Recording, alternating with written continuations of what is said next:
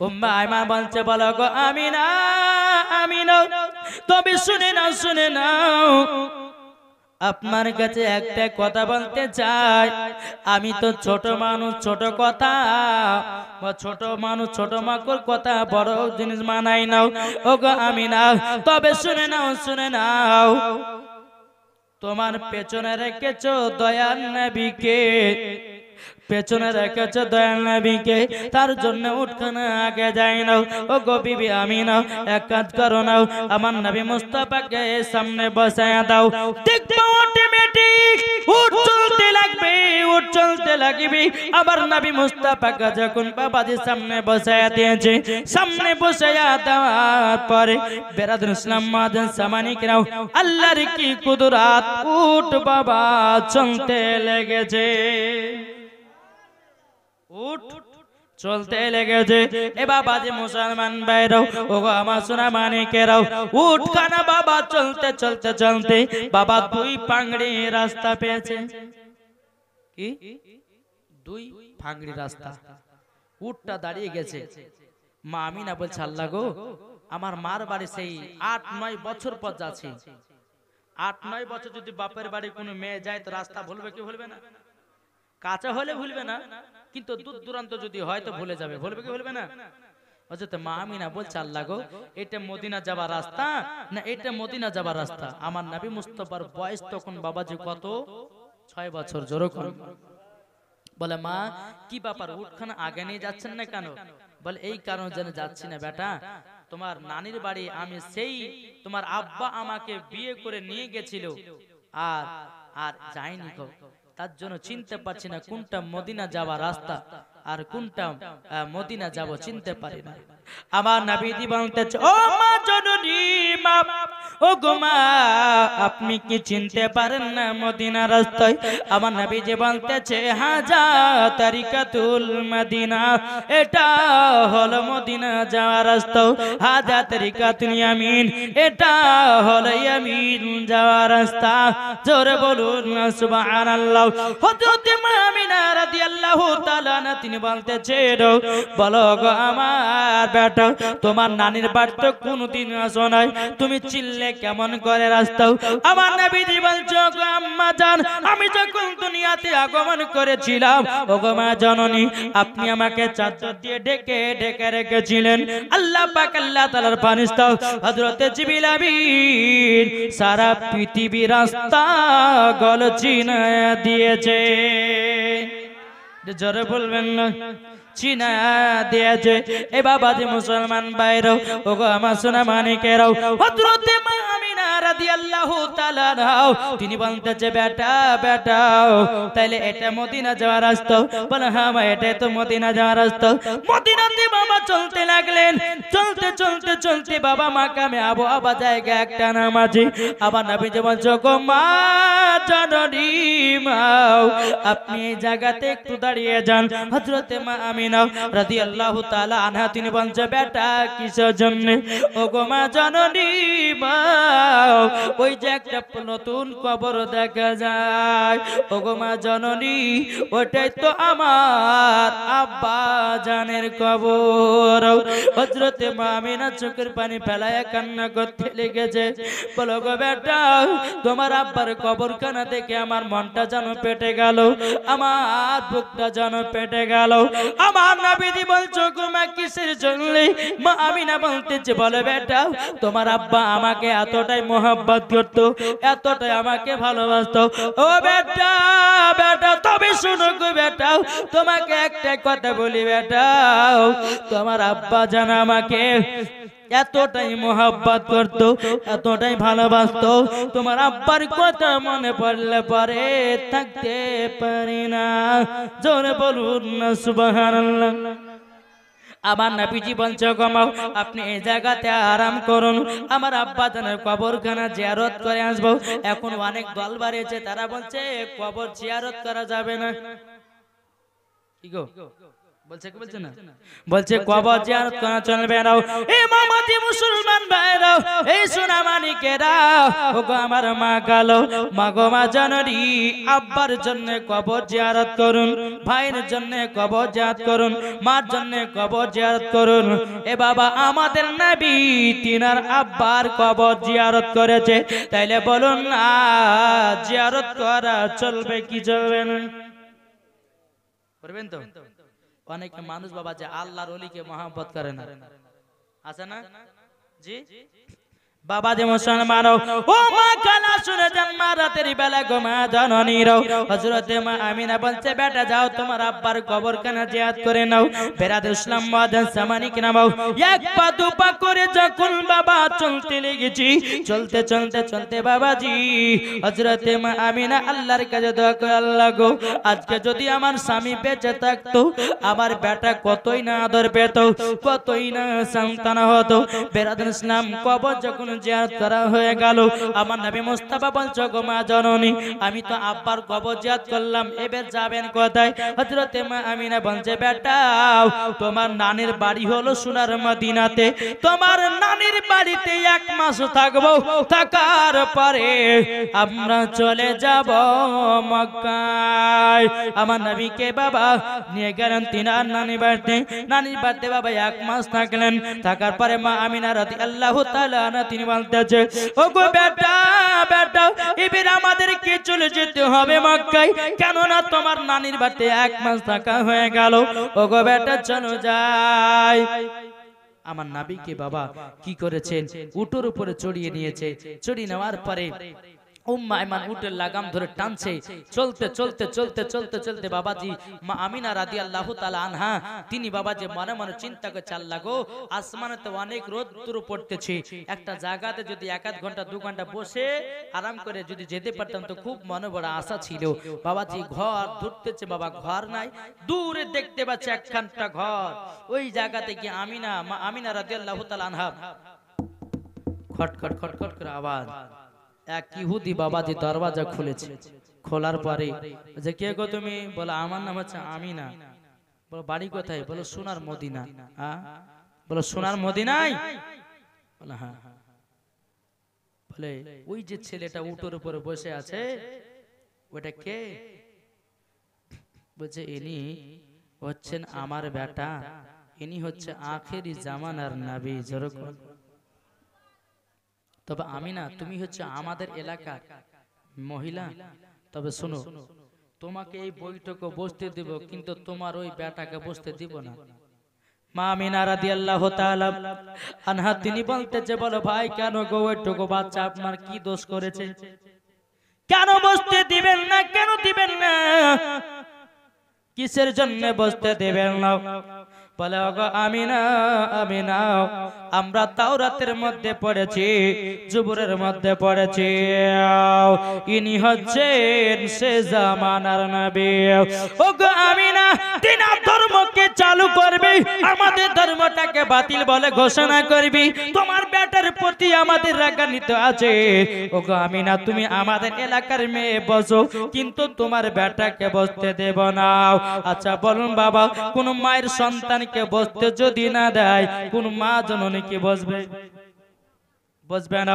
বেরাদার আমার নবীকে নিয়ে বাবা 1 পা 2 পা করে বাবা নিয়ে যেতে লাগলো, চলতে চলতে চলতে আমার মাকামে আবু আবা জায়গাতে যখন পৌঁছে গেল, আমার নবীজি বলছে গো মা জননী মা, ও গো মা আমি যাওয়ার সময়তে আমার আব্বা জানের কবরখানা জিয়ারত করে নেব। বেরাদার ইসলাম মুআজ্জিন সামানি কিরাম, এদিকে আমার নবী মুস্তাফা তিনার আব্বার কবরখানা যাওয়ার সময় একবার জিয়ারত করতেছে বাবা। আল্লাহ পাক আল্লাহ তাআলা বলে ও গো ইসরাঈল আলাইহিস সালাম তাড়াতাড়ি করে যাও, হযরতে মা আমিনার জানটা কবজ করে নাও। বাবাজি হযরতে ইসরাঈল আলাইহিস সালাম বলছে বল আল্লাহ গো ও গো রব্বুল আলামিন, এখন যদি নবীর মা ইন্তিকাল হয়ে যায় আমার নবী তো বড় এতিম হয়ে যাবে। আল্লাহ পাক আল্লাহ তাআলা বলছে বলো গো আমার ইসরাঈল আলাইহিস সালাম তুমি শুনে রেখে দাও, শুনে রেখে দাও, যারা এতিমদেরকে ভালোবাসবে তারাই হবে জান্নাতে। বাবারাও এ সোনামানিকেরাও ওগো আমার মা খালাও শুনে জন্মারাতে বালক মা জননী যখন বেরাদার এইরকম কথা যখন বলার পরে আমার নবীজি তিনার আম্মা জানের কবরখানা বাবা জিয়ারত করতে আসে। জিয়ারত করতে করতে যে হযরতে ইসরাইল আলাইহিস সালাম আমার নবীজির আম্মা জানটা কবজ করে নিয়েছে রে বাবা। কবজ করে নেওয়ার পরে আবার নবী মুস্তাফা আব্বার কবরখানা জিয়ারত করে এক পা দুপা করে মা চেহারার দিকে তাকাচ্ছে বাবা। আমার নবীজি মা জননীর চেহারার দিকে তাকায়। ও যুবক ভাইরা আমার নবীজি বলেছে কোন সন্তান যদি সকাল বেলাতে উঠে মার যদি চেহারা দেখি আমার আল্লাহ পাক আল্লাহ তাআলা বলেছে ওই সন্তান একটা মকবুল হজের নেকি পায়।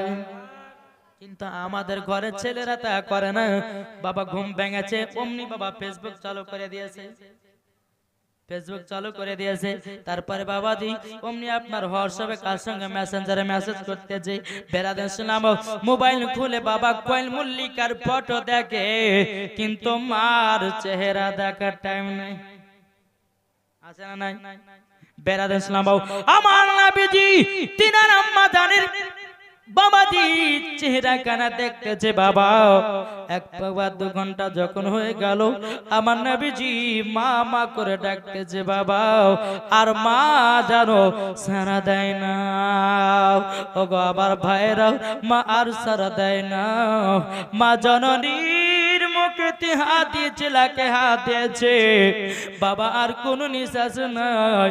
আমার নবীজি চোখের পানি ফেলাইয়া কান্না করতে লেগেছে। ওগো আল্লাহ আমার মার হাত কানা ধরে সোনার মদিনাতে গেলাম আমার নানির বাড়ি গেলাম আল্লাহ গো আমার মা ছাড়া যে ভালো লাগে না। ওগো আল্লাহ যেই মা জননী আমাকে খাইয়ে দিত যেই মা জননী আমাকে পড়িয়ে দিত যে মা জননী আমাকে কত আদর্শ করে দিত আমার মা জননী দুনিয়া ছেড়ে চলে গেল। ওগো আল্লাহ আমার আপন বলতে কেউ থাকলো না। বাবারা ভাইরাও আজকে এই বাড়িতে যেই মালিক মারা গেছে এখন বাপের জন্য বিটিরা কান্না করে কি করে না?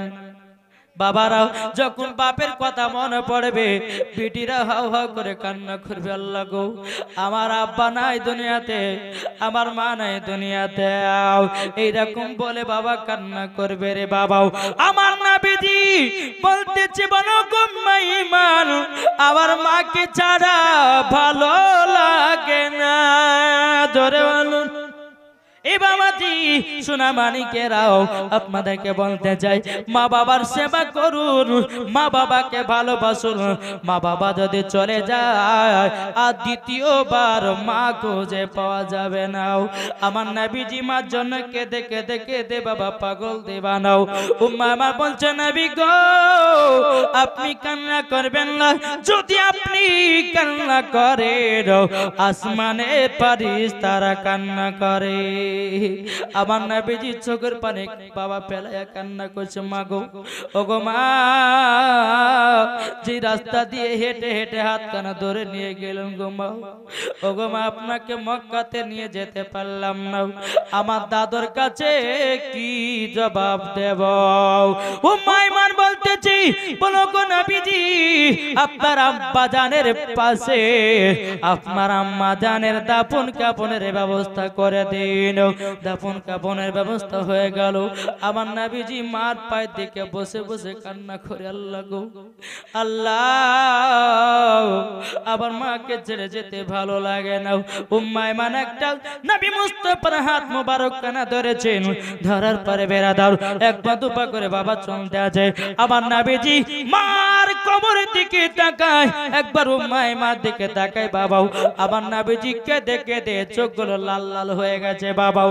আমার নবী মুস্তাফা মা চেহারা দিকে বাবা যা মা তাকাতে যাও এদিকে বেড়াদার আমার নবীজি এক পা দুপা করে যখন বাবা মক্কাতে পৌঁছে গেল আব্দুল মুতালিব বলতে গো মাইমান আমার ছোট বৌমা আমিনা কোথায় গেল গো?